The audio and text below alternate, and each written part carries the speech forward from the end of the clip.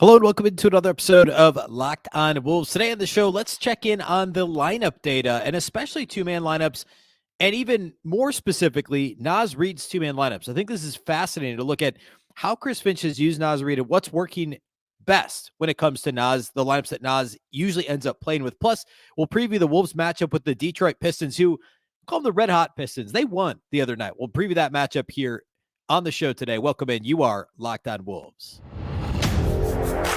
You are Locked On Timberwolves, your daily Minnesota Timberwolves podcast. Part of the Locked On Podcast Network, your team every day.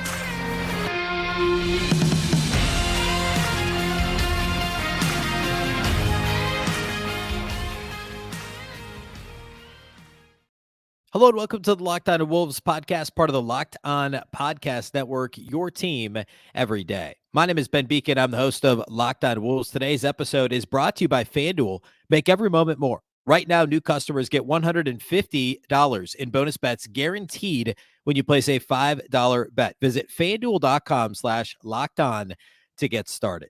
Happy Wednesday, everybody. Happy Hump Day and happy Timberwolves game day. The Wolves haven't played since Sunday, so the Wolves are back in action tonight against the Detroit Pistons. We'll talk about that matchup. We'll preview it here on the back half of the show here today. Plenty to get to first, though, related to lineup data, specifically Naz Reid's lineup data, some two-man lineups. We'll do all that here the first half of the show today before we get to the preview of Wolves-Pistons. That game, of course, tonight back at Target Center. Is that game? No, it's in Detroit, actually. It's the weird one-game road trip in Detroit tonight. So we'll get to that later in the show. First of all, though, a big thank you for making Locked On Wolves your first listen every day. Of course, this show is free and available everywhere, including YouTube, as well as all of your favorite audio platforms. Wherever you like to listen to podcasts, you can find Locked On Wolves. You can also watch on the Locked On Sports Minnesota app on both Roku and Amazon Fire TV. And you can follow on X at Locked On T-Wolves and also at Beecken with two B's, two E's, C-K-E-N. One of the things I like to do here every couple of weeks, anytime really the Wolves get a couple consecutive off days, we can kind of take a half step back and look at some of the lineup data. And I really like two-man lineups. I think it's a pretty interesting window into what works, what doesn't work. And, like for instance, Jordan McLaughlin and Karl-Anthony Towns have always had really good two-man numbers together. It's one of the things I talked a lot about before last season on how that could be so that we see a lot of with the Wolves bench unit is like, hey, stagger it so McLaughlin plays with Karl-Anthony Towns. This was before the D'Lo Mike Conley trade, of course. And the beginning part of last year, before they both got hurt, that was happening, right? Even though Cat got off to a little bit of a slow start to the season, Cat and McLaughlin were still really good together. And then, of course, we haven't really gotten the chance to see that in any longer stretch of minutes at any point in time. But those sorts of things can give us a window into things that are working, things that perhaps Chris Finch and the staff looks to do moving forward. So I want to start with some general, like the best two-man lineup so far this season. Then I want to drill down a bit further and specifically related to Naz Reid, because I think there's some interesting stuff there. So overall, so far this season, according to NBA.com/stats, the Timberwolves' best, and I chose a minutes minimum of 90, which is admittedly a little bit arbitrary, but the reason I did that is it at least allows us some of the Troy Brown minutes, some of the Jordan McLaughlin minutes, but they're not the tiny sample sizes of like Josh Minott with Karl-Anthony Towns, right? Which are a couple minutes or whatever here and there. So 90 minutes, which typically is 15 to 20 games, depending, 10 to 20 games, depending on the pairing. And so, I'll note here if it's an especially small sample size, but the best net rating two-man pairing to date for the Wolves is Rudy Gobert. Not a surprise, but it's with Troy Brown Jr. That pairing has a 122.3 offensive rating, which is incredible, and a really good 105.1 defensive rating. Together, it's a 17.3 net rating. The team's best two-man pairing this season is Rudy Gobert and Troy Brown Jr. The second best two-man pairing is Mike Conley and Nickeil Alexander-Walker. Also, maybe not all that surprising. Of course, Alexander-Walker started 4 or 5 games this year at the 2 next to Mike Conley, or I guess, in the backcourt with Conley and Anthony Edwards. I guess he started when Ant was gone too. So he started games when Ant missed time, a couple of games. He started when McDaniels has missed 3 or 4 games so far this year. So overall, Alexander Walker started 12 games this season And so he has played, and now one of those was in place of Mike Conley, the game in Boston that Mike missed. But that's the Timberwolves' second best overall two-man pairing. And by the way, that defensive rating is just 99.8 this season with those guys on the floor together. And then you go on down the line, the third best net rating lineup is Troy Brown Jr. and Anthony Edwards. So Troy Brown Jr. is in two of the Timberwolves' best three two-man pairings this season. The fourth one is Conley and Edwards. So you can slice this a number of different ways, but the Timberwolves top, well, let's do it this way. The fifth, by the way, is Conley and Gobert. So among the Timberwolves' five best two-man pairings to this point in the season, Mike Conley's in three of them, Rudy Gobert is in two of them, Anthony Edwards is in two of them, and Troy Brown Jr. is in two of them. Pretty interesting stuff, isn't it?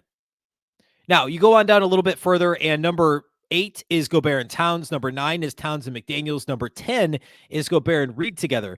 And these are all net ratings of above 10, and none of them are especially small samples, except for the Ant Troy Brown one, which is under 100 minutes. It's 97 minutes that Ant and Troy Brown have played together.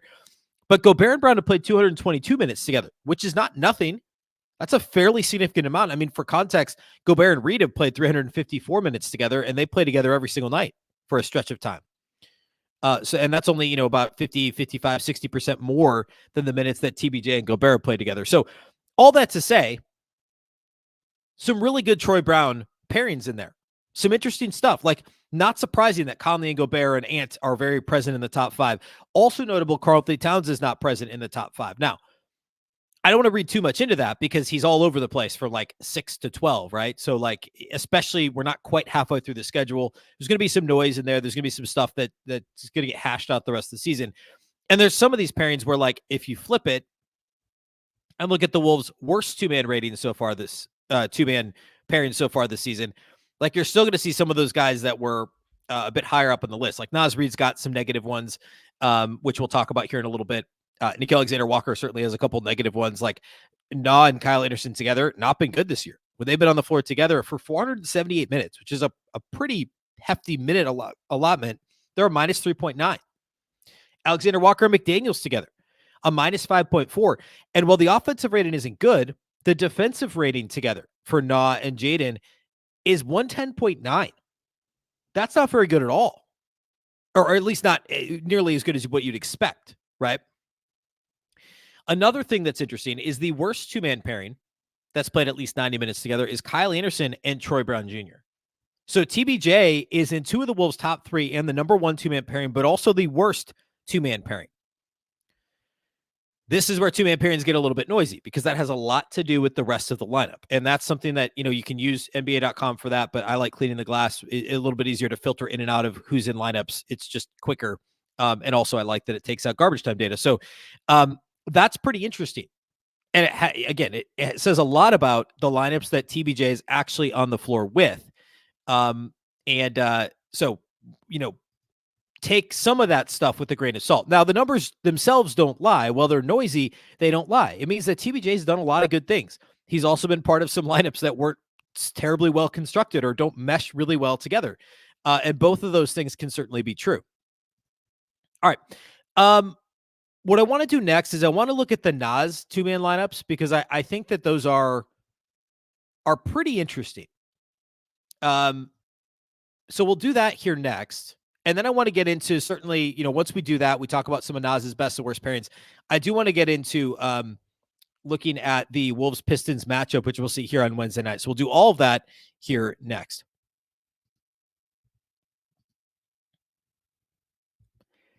Today's episode of Locked On Wolves is brought to us by our friends at eBay Motors. Passion, drive, and patience. What brings home the winning trophy is also what keeps your ride or die alive. eBay Motors has everything you need to maintain your vehicle and level it up to peak performance. From superchargers, roof racks, exhaust kits, LED headlights, and more, whether you're into speed, power, or style, eBay Motors has got you covered. With over 122 million parts for your number one ride or die, you'll always find exactly what you're looking for. And with eBay Guaranteed Fit, your part is guaranteed to fit your ride every time or your money back. Because with eBay Motors, you're burning rubber, not cash. With all the parts you need at the prices you want, it's easy to turn your car into the MVP and bring home that win. Keep your ride or die alive at ebaymotors.com. Eligible items only. Exclusions apply. eBay Guaranteed Fit only available to U.S. customers.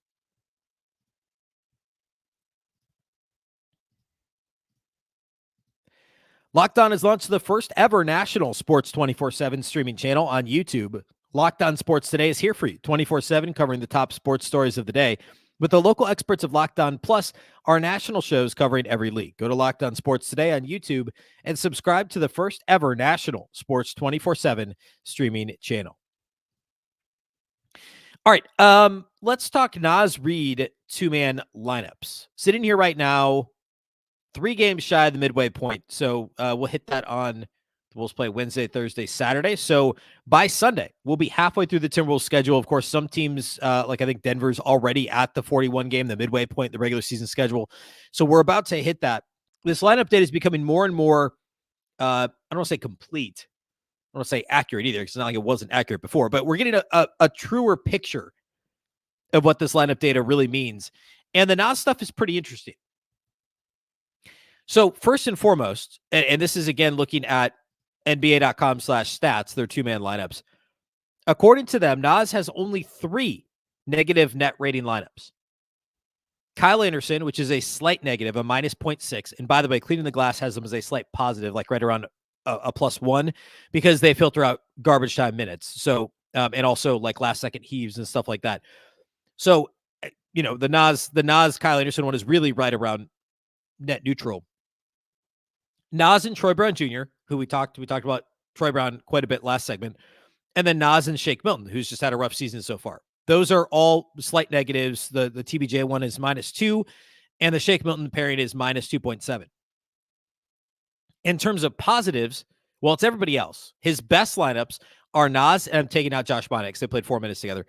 Ant and Naz have played 486 minutes together. It's his second most used lineup. Naz's second most used two-man lineup. And it is a plus 12.5. He's got 2 others that are plus, actually one other that's plus double figures. One is Luka Garza, which doesn't count. It's 2 minutes.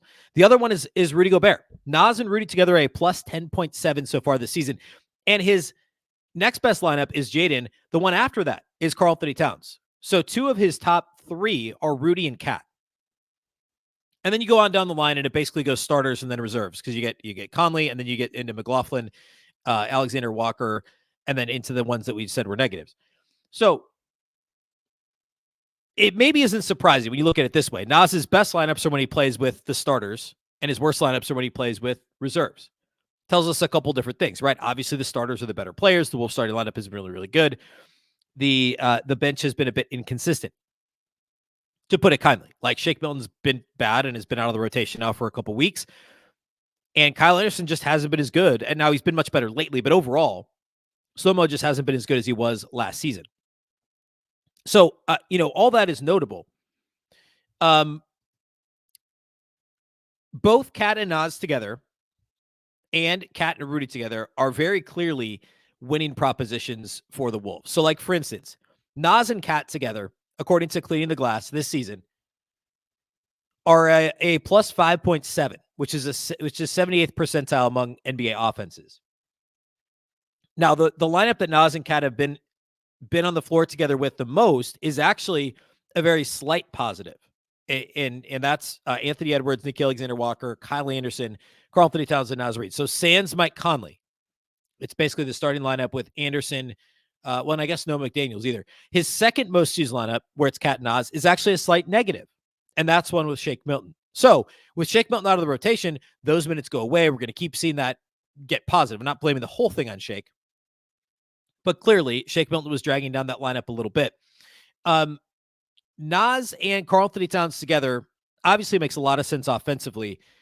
But, and by the way, that is, these numbers kind of bear that out. The defense is actually not too bad. In fact, the defense is a higher percentile than the offense is, the offensive rating with those two together on the floor, which surprised me a little bit. You look at Naz and Rudy Gobert together, and those lineups, remember, Kat and Naz were a 78th percentile plus 5.7. Naz and Rudy are 93rd percentile among NBA lineups, according to Cleaning the Glass, and a plus 10.3. Somewhat surprisingly, the offense has not been very good, but the defense has been unbelievable with Rudy and Naz on the floor together, which tells me a couple different things. One,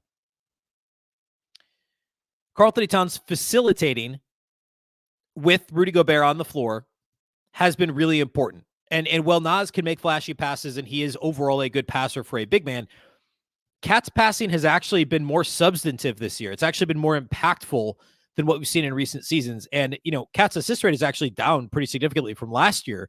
And it's his lowest assist rate in like 5 years, 6 years. But he's picking his spots better. His turnover rate's down a little bit from last year. I think Towns' playmaking is that much more important this year because Ant is, taking more shots in general. Because there's this Cat Rudy chemistry, I guess you could say. This number's been talked about quite a bit, but Conley's by far the number one assist man when it comes to Rudy scoring. The second most, the player who has the second most assists to Rudy is Karl-Anthony Towns. That chemistry, no matter what you might have heard in the national media, if you've been watching, we all saw this last year. Cat and Rudy actually had pretty good chemistry on offense. That's continued this year. Not so much for Naz and Rudy. I think Cat's versatile and even more efficient offensive game than Naz Reid has been really, really important for those lineups. On the other end of the floor, though, Naz and Rudy together have been phenomenal. Their defensive rating as a two-man pairing, according to Clean the Glass, is 100.7. That's a 100th percentile defense. For context, the Timberwolves team defensive rating, which is best in the league. We talked about this on yesterday's show, on Tuesday's show, by far the best in the league. 108 is 108.7 right now, and nearly threefold points better than the next best defense. So the Naz Rudy two-man pairing is nearly 9 points better than the Wolves team, league best overall team defensive rating. Their defensive effective field goal percentage is 98th percentile. Their defensive points per possession, it's actually 100th percentile. I looked at the wrong line. So 100th percentile in terms of points per possession, 100th percentile in terms of effective field goal percentage. They're also rebounding at an extremely high rate, which is good to see because that's been an issue for Naz in the past. Overall, when those guys are on the floor together, the Timberwolves have an 87th percentile rebounding group on the floor on the defensive end of the floor. And actually on the offensive end, a 94th percentile offensive rebound rate as a pairing. So the Naz and Rudy minutes together have been extremely fruitful. And this kind of follows that pattern of usually Rudy Gobert hits the bench first, depending on foul trouble. We see Naz come in and pair with Cat, then we see Cat leave and Rudy come back at the end of the first quarter. And that's mostly been a pretty good proposition for Chris Finch to close the first quarter and open the second quarter that way. And then we've often seen a bit of faltering mid-second quarter, which is occasionally when Rudy will take that second rest. You see Cat and Naz on the floor together. Now, again, that's almost a +6. Like, it's been a good lineup for the Wolves, Cat and Naz together. It's just been not quite as good as Cat and Rudy together. So something to keep in mind and keep an eye on here moving forward. The last point on Naz is, actually a couple more quick ones. Naz at the 5 by himself at the center position has not been good this year.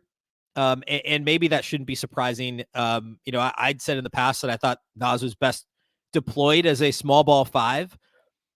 That hasn't been the case this year. Now it's relatively small sample size. It's, I say not been good. It's actually been better than you might. Well, no, hang on. I filtered that wrong. So Naz on the floor as the center with no Karl-Anthony Towns and no Rudy Gobert has not been a very good proposition for the Wolves this year. It's been a minus 16.1, which is, of course, a third percentile unit. Now, the vast majority of those minutes have been with Kyle Anderson, and we already talked about this, but Naz and Kyle are one of just 3 negative pairings or close, still close to neutral pairings that Naz has this year. So Naz at the 5 has not been overly successful. Now, the Wolves don't do that a ton.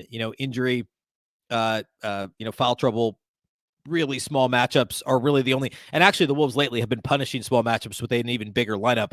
That usually is going to be the best choice there. But to this point, it hasn't been great. The last point on Naz is that the Naz and Anthony Edwards lineups together are pretty unbelievable. If you look at Naz and Ant together, really regardless of who else is on the floor, Naz and Ant together have been awesome this year. According to Cleaning the Glass, they're a plus 13.4, which is a 98th percentile two-man pairing. Their most used lineup together actually hasn't been all that successful. It's only a plus 2.4, which in the context of overall, they're a plus 13.4.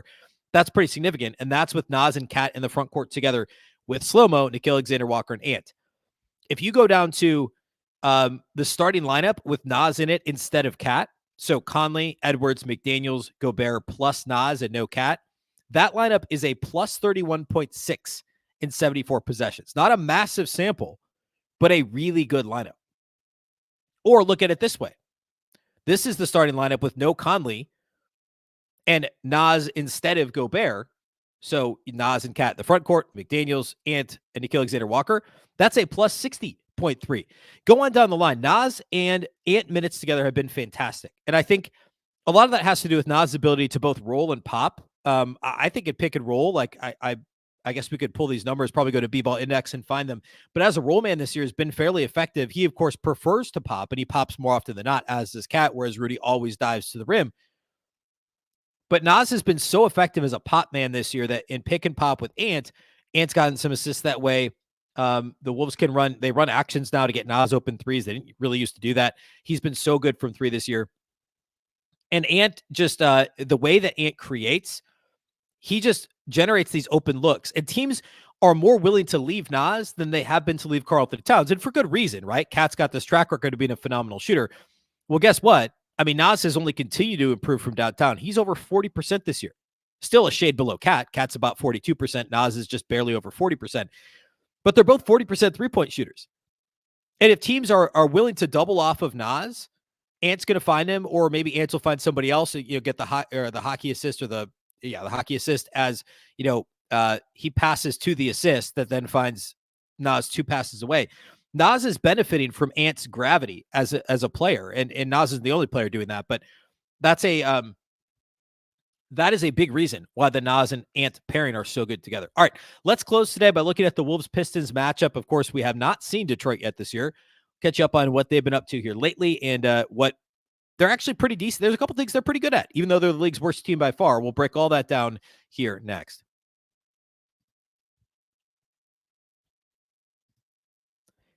Today's episode of Locked On Wolves is brought to us by our friends at BetterHelp. The show is sponsored by BetterHelp. A little past New Year's now, midway through the month of January. And of course, after the first year, we all get obsessed with how to change ourselves instead of just expanding on what we might already be doing right. New Year's resolutions are popular. It's understandable. I think it's a good thing to do, but sometimes we get out ahead of our skis and we try and do too much at once.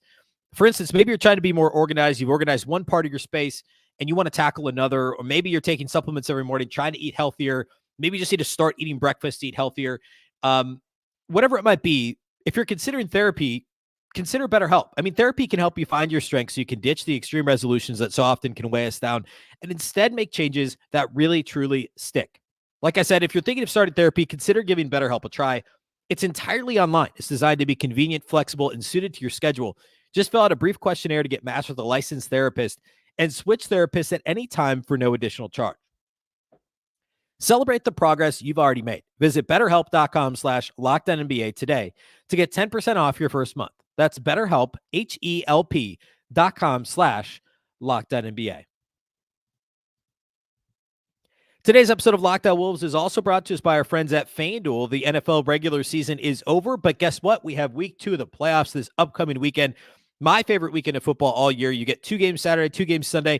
In theory, the best combination of quantity and quality of games. In fact, this last weekend, there were only 2 close games? Really only one truly close game Sunday night. The rest of them were all kind of blowouts. This weekend should be much better. You get the 4, the 2 1 seeds, I guess, who had buys last week. You get the, not the Cowboys. Otherwise, you get the 2 seed on the other side of the bracket. It should be like I said, the right combination of quality and quantity. And now there's still plenty of time before this weekend to get in on the action with FanDuel, America's #1 sportsbook. Right now, new customers get $150 in bonus bets guaranteed when you place a $5 bet. That's $150 in bonus bets, win or lose. The app is extremely easy to use. There are so many different ways to bet. You can do live same-game parlays. You can find bets in the new Explore tab. You can also make a parlay in the Parlay Hub, the best way to find popular parlays, and so much more. Visit FanDuel.com/LockedOn and make your first bet a layup. FanDuel, official partner of the NFL.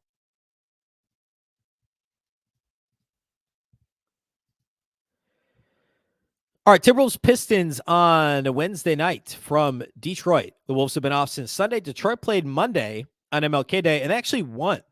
They beat the Washington Wizards and old friend Tyus Jones by 12. Of course, just Detroit's 4th win this season. They are 4-36. They're on pace to win just 8 games this year. This will actually be their midway point. So if the Wolves win, they'll be exactly on pace to go 8-74 this year, which is That's something. They tied the NBA record for most consecutive losses. I think it was 26.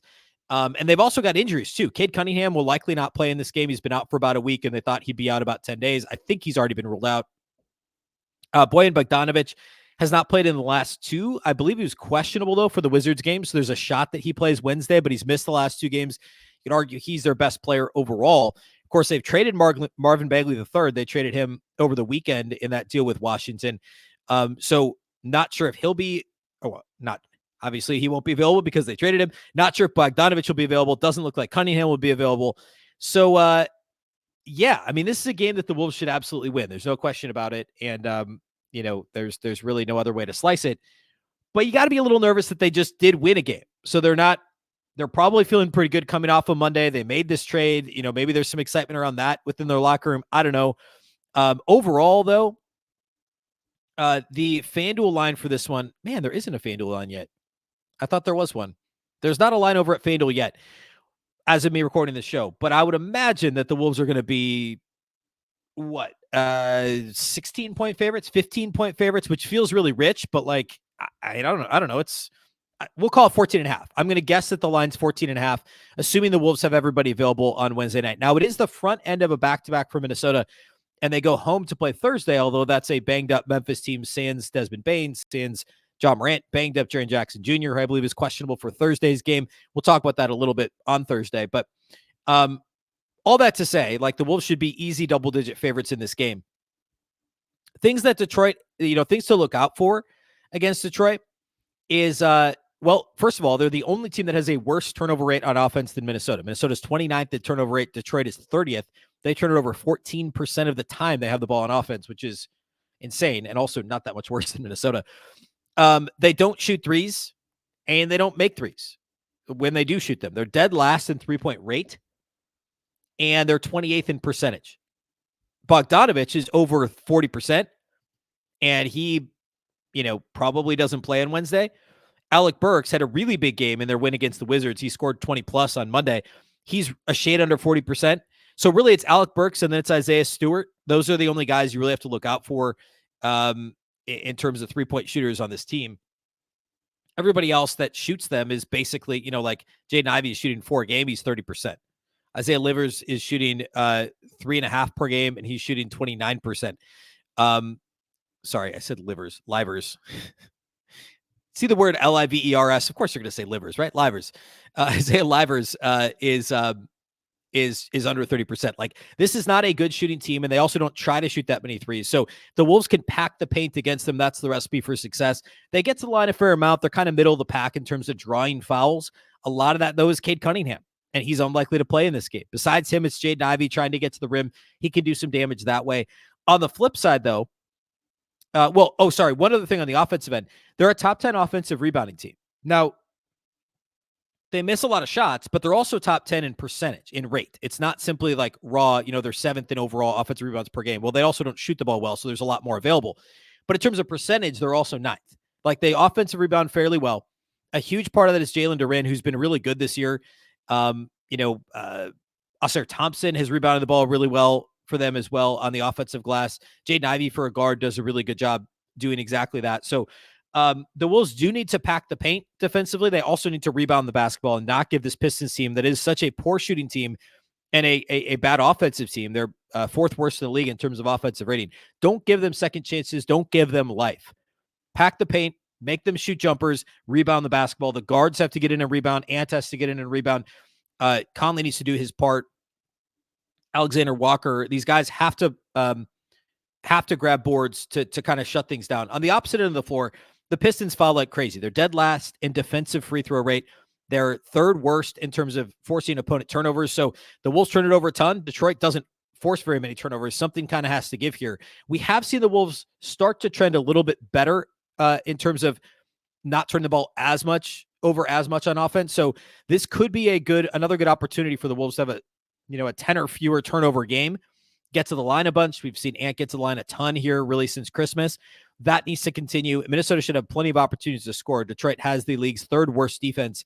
Again, the 4th worst offense. So if I had to pick some keys, it's pack the paint defensively, make them shoot jumpers. defensive rebound the basketball, and then just hammer it in the paint on the other end of the floor, force Detroit's hand, make them foul you, and send you to the line.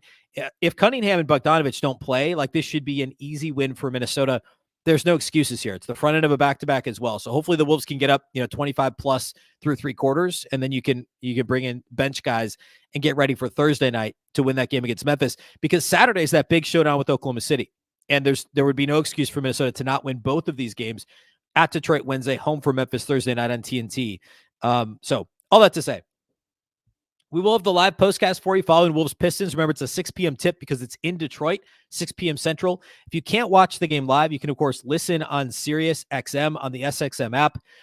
Every bucket you can catch on the Hometown Broadcast with Alan Horton on the play-by-play. Again, the SXM app. Just search Minnesota Timberwolves. We'll have the live postcast on the Locked On Sports Minnesota YouTube feed, and then the audio right here on Locked On Wolves following the game. Same deal Thursday as well after Wolves-Grizzlies. Thursday morning, we will have the post-game podcast where I'll talk through the game Wednesday night. We'll get you ready for Wolves-Grizz on Thursday night as well. So tons of shows this week. Also, Minnesota basketball party today as well. So lots of shows on the feed. Make sure that you follow and subscribe to Locked On Wolves if you haven't already. And a big thank you for those that do make this show your first listen every day.